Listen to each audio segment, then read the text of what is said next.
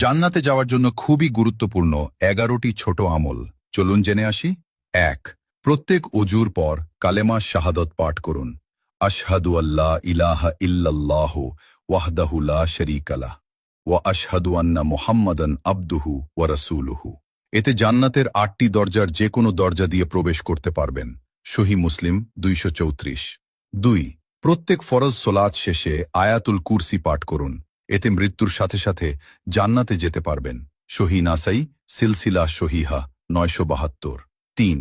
প্রত্যেক ফরজ সোলাত শেষে 33 বার সুবহানাল্লাহ, 33 বার আলহামদুলিল্লাহ, 33 বার আল্লাহু আকবার এবং একবার লা ইলাহা ইল্লাল্লাহু ওয়াহদাহু লা শারীকা লাহু লাহুল মুনকু ওয়া লাহুল হামদু ওয়া হুয়া আলা কুল্লি শাইইন কাদির পাঠ করুন।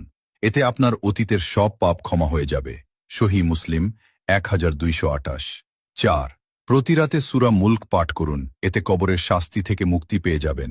সহিহ নাসাই সহিহ তারগিব হাকিম 3839, সিলসিলা সহিহা 1140। ৫। রসূল সাল্লাল্লাহু আলাইহি সাল্লামের উপর সকালে 10 বার ও সন্ধ্যায় 10 বার দরুদ পড়ুন। এতে আপনি নিশ্চিত রসূল সাল্লাল্লাহু আলাইহি ওয়াসাল্লামের সুপারিশ পাবেন।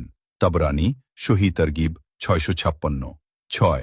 সকালে 100 বার ও বিকালে 100 বার সুবহানাল্লাহিল আজিম ওয়া বিহামদিহি পড়লে সৃষ্টিকুলের সমস্ত মানুষ থেকে বেশি মর্যাদা দেওয়া হবে। সহিহ আবু দাউদ 5091।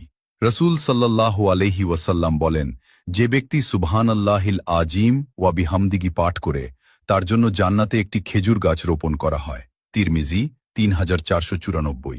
৭। সকালে 100 বার ও সন্ধ্যায় 100 বার সুবহানাল্লাহি ওয়া বিহামদিহি পাঠ করলে কিয়ামতের দিন তার চেয়ে বেশি সওয়াব আর কারো হবে না।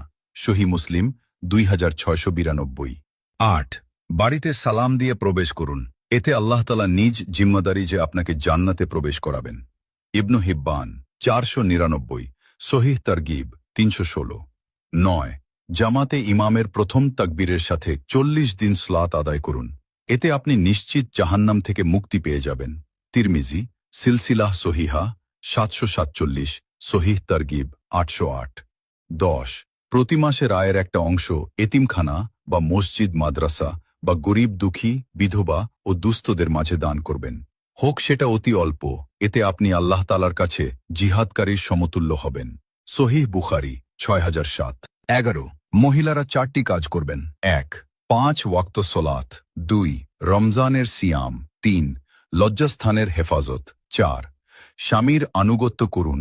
এতে জান্নাতের যে কোনো দরজা দিয়ে প্রবেশ করতে পারবেন।